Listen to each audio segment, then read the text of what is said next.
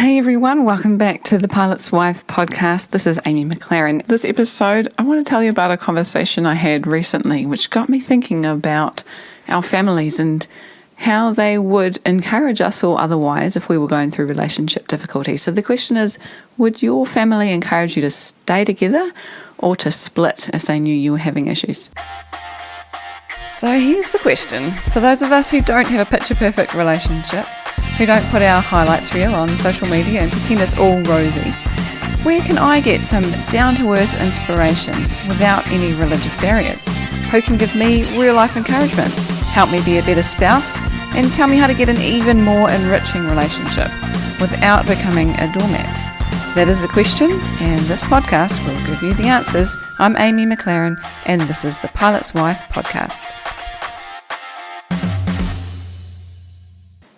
Let me tell you a little story. I have recently taken on publishing a wedding magazine, and I've been trying to get a business mentor to help me through the process for a while now, and I finally was assigned a business mentor last week. And so this week I met up with him, and he's a really friendly Indian chap. He knows a whole lot about the market that we're in, and so we had a really good chat, and I was talking to him about this marriage stuff that we do, and he said marriage isn't just about the people getting married, but it's about joining two families, not just two people.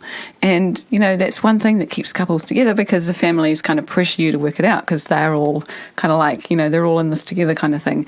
My immediate thought was, yeah, or they break you up, because quite a common course of divorce is about disagreements arising about in-laws. And in one culture, if someone's daughter, son, sister or brother is struggling in a relationship, their natural reaction is to protect them. They think their beloved family member is further from harm when they're away from that person that they're married to. And if their beloved family member is telling them about something that they're having an issue with, then they're just telling their side of the story about how they're feeling, about how they're struggling, and so often the family are going to try and encourage them. You don't have to put up with that. That's not something you should have to deal with, and they try and protect them. But in other cultures, such as what my business mentor lives within, they know the reward that comes from working through issues. They know their precious loved one stands to benefit if they stick to it and get through it. So it was just brought to mind, the difference in two different cultures, and the fact that just because something is the way it is in a certain culture doesn't mean that that's the only way that it can be. And it is possible that other cultures do things differently and things work differently. So Josh listens to a podcast done by an ex-Navy SEAL, and by all accounts he's a really humble guy, but mentally really strong. And it's quite important. It's for Josh. He's got this goal of a really long 100-kilometre run, and by all accounts it's quite a mental game. So Josh is learning a lot from this guy. And anyway, here's a story of his own marriage, which Josh told me about, and which illustrates the one culture of, family and friends trying to protect their own, kind of mostly. So I did something a little bit sneaky, and I didn't trust myself to remember the story correctly as Josh told it, and because he had listened to the story of this guy's marriage firsthand, and I hadn't.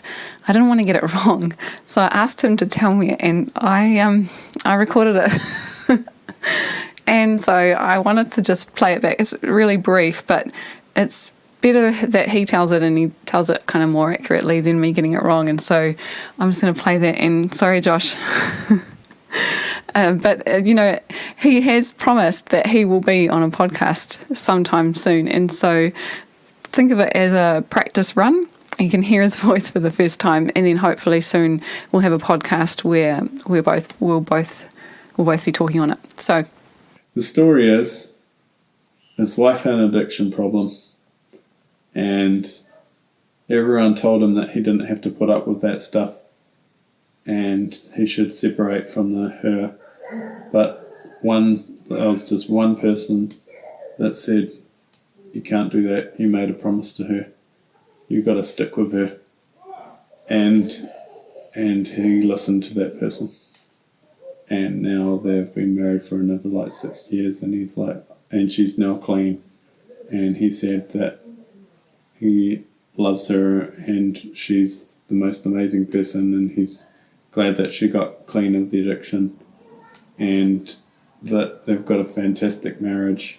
So that's the story. And the moral of the story is this. My gut feel and, my definite experience in the New Zealand culture is that primarily our friends and family will tell us we don't have to put up with that. And the key problems with you shouldn't have to put up with that are, one, that they're only hearing one side of the story, which is your side or our side or my side, and they're kind of biased, so you're not getting objective advice. And two, they're probably either undereducated when it comes to solving marriage problems because they've separated themselves and they want others to join them, or they're not separated and so they don't know the worst suffering you're about to get into if you separate versus the joy you could achieve by resolving your issues. So maybe not the best people to take advice from. And if we're the only voice in couples' ears in this podcast saying that's just a problem to be solved, you should solve it together, stay married, but more happily as a result, then at least there's one.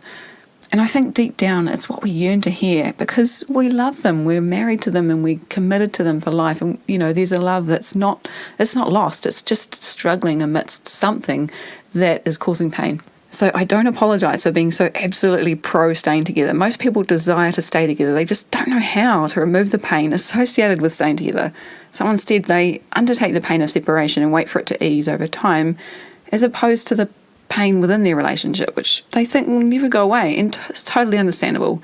If you don't know the tools to use, and we don't learn them at school or even at university, but you learn them from evidence-based research from successful couples, and they've figured it out and then applied it. And that's what you want to do if you want to be successful, is you look at how other successful people do it and you model what they've done.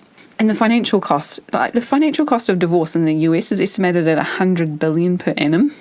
So in New Zealand, which the country is a hundredth of the size, that'd be about $1 billion. It's an economic disaster.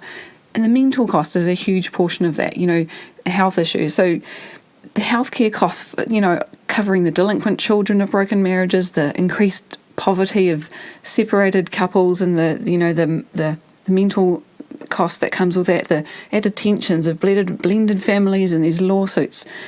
It's the health costs and the financial cost of divorce is huge.